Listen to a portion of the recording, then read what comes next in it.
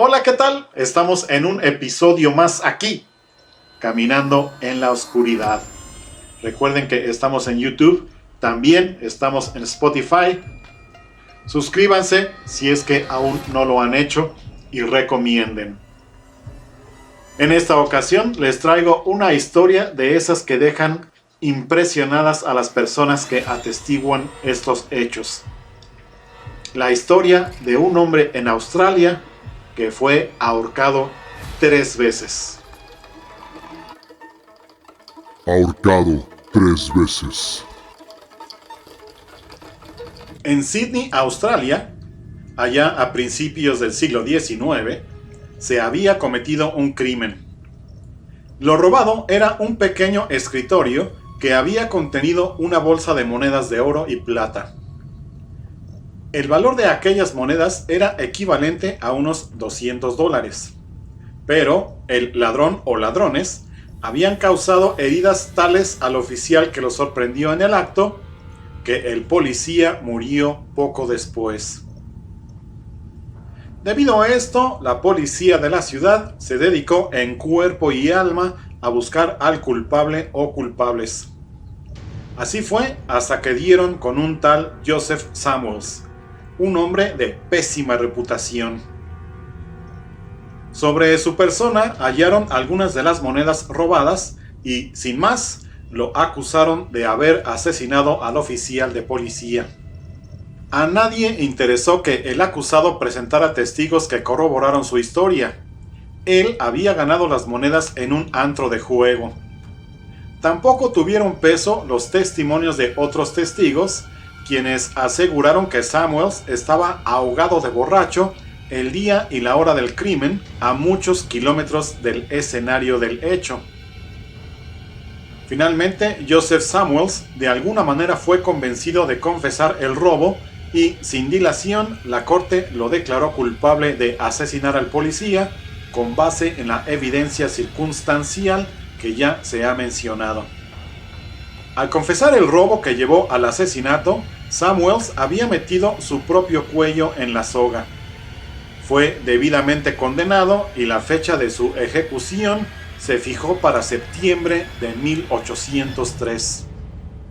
Mientras todo esto ocurría, también estaba arrestado un cómplice de Samuels, Isaac Simmons, a quien la policía no había podido sacarle una confesión sobre el robo y el asesinato.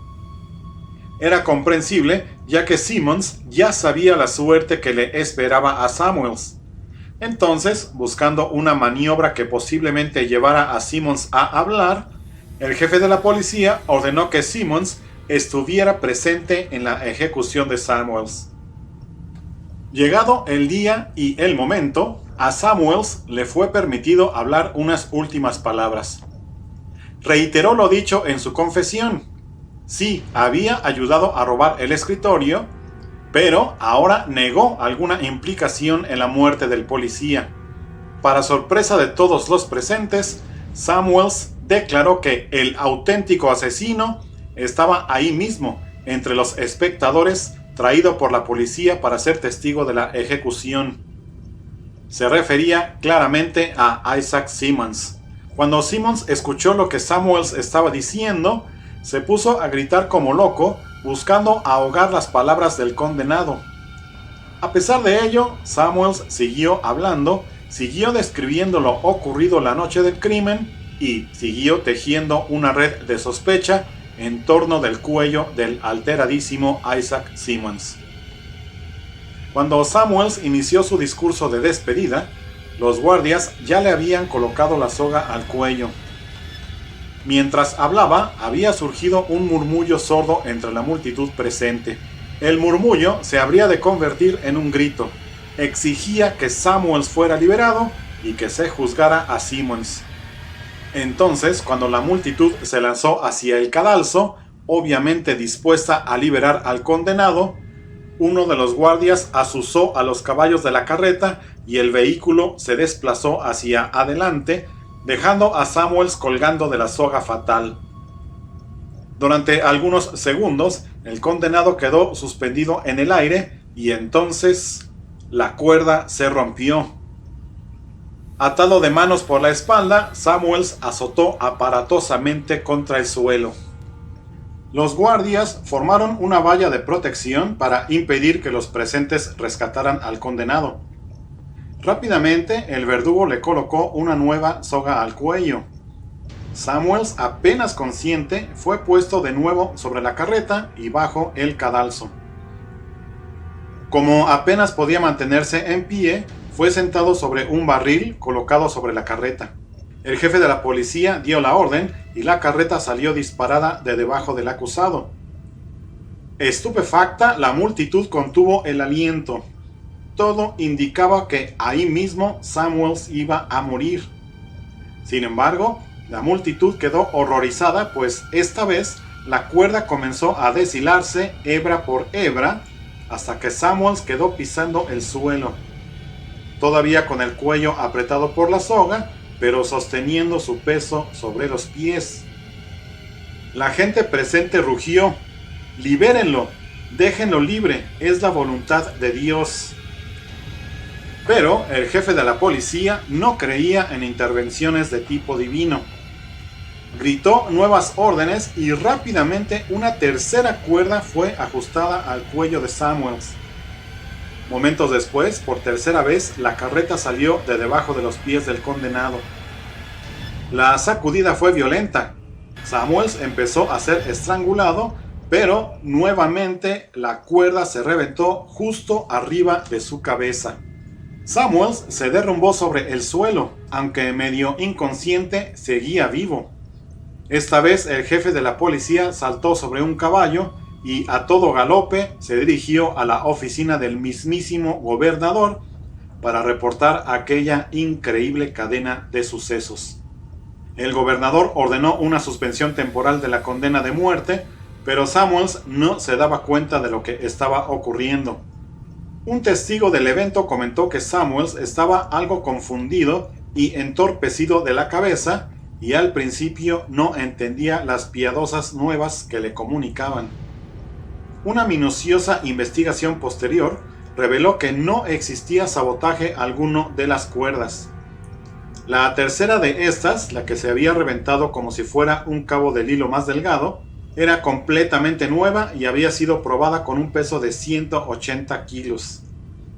Finalmente, Isaac Simmons fue enjuiciado, condenado y ahorcado por el asesinato del oficial de policía. Joseph Samuels, el hombre que en una sola mañana había sido ahorcado 3 veces y había vivido para contarlo, quedó libre. Sin embargo, ignorando aquella insólita oportunidad que le había brindado el destino, Samuels no tardó en volver a sus turbias andanzas y a sus malas compañías. Volvió a caer en prisión y esta vez los guardias le aseguraron que enfrentaría a una cuerda más sólida e irrompible. Sin embargo, Samuels y un grupo de compañeros convictos lograron fugarse de la cárcel de Sydney, se robaron la lancha de un navío y se perdieron en el mar. Todo indicó que el hombre que burló 3 veces al cadalso había agotado sus oportunidades, pues ni de él ni de sus compañeros de fuga se volvió a saber jamás.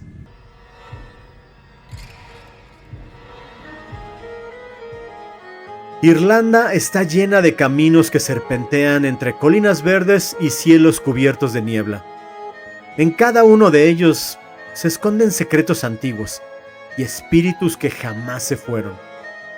Uno de los más temidos no es un demonio, no del todo, pero si alguna vez escuchas su relincho en la noche, no respondas, porque no perdona a quien acepta su invitación.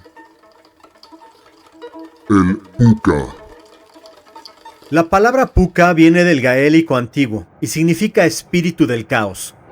Según los antiguos, puede adoptar muchas formas: un perro, un gato, un hombre con capa.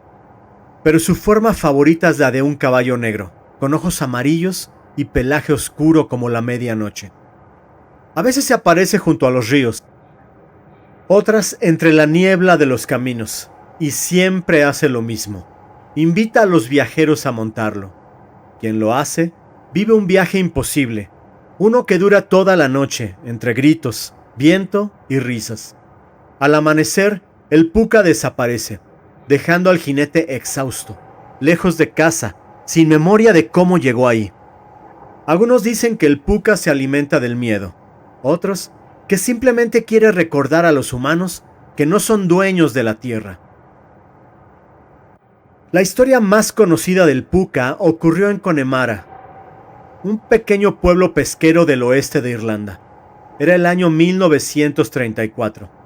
Aidan Byrne, hijo de un pescador, regresaba a casa después de una jornada en el lago Corrib.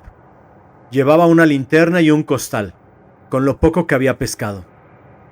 La niebla cubría el camino, tan espesa que apenas podía ver sus propios pies. Entonces lo oyó. Un relincho, largo, profundo, como si viniera de todos lados a la vez. Aidan se detuvo.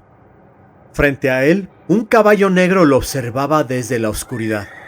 Sus ojos brillaban, amarillos, casi dorados, como carbones encendidos. ¿Y tú? ¿De quién eres?, preguntó con voz temerosa. El animal no tenía bridas ni montura, pero cuando Aidan se acercó, el caballo se inclinó levemente, como invitándolo a montar. Vaya, si quieres llevarme a casa no me quejaré. Al principio avanzó, despacio, pero pronto el galope se volvió frenético. El viento le cortaba la respiración. El paisaje se desdibujó entre sombras. Los cascos golpeaban la tierra con una fuerza inhumana. ¡Detente! ¡Basta, por favor! Y fue entonces cuando lo escuchó. Una risa, grave, humana. El caballo cruzó colinas, arroyos, valles. Aidan intentó soltarse, pero sus manos parecían pegadas al cuello del animal. Finalmente, todo se volvió negro. Despertó al amanecer. Estaba en lo alto de un acantilado, con el mar rugiendo abajo. El caballo había desaparecido. Solo quedaban las huellas de sus cascos, que se detenían abruptamente al borde del precipicio. Aidan regresó al pueblo tambaleando. Sus padres lo hallaron al día siguiente, empapado, con los labios morados, repitiendo una sola frase. No aceptes nunca un paseo del bosque. Nadie en el pueblo volvió a ver al caballo negro, pero los pescadores aún dicen que en las noches de niebla se oyen cascos sobre el camino del lago Corrib, y a veces una risa. El puka no busca matar, solo recordarte que el bosque, la tierra y la noche no te pertenecen.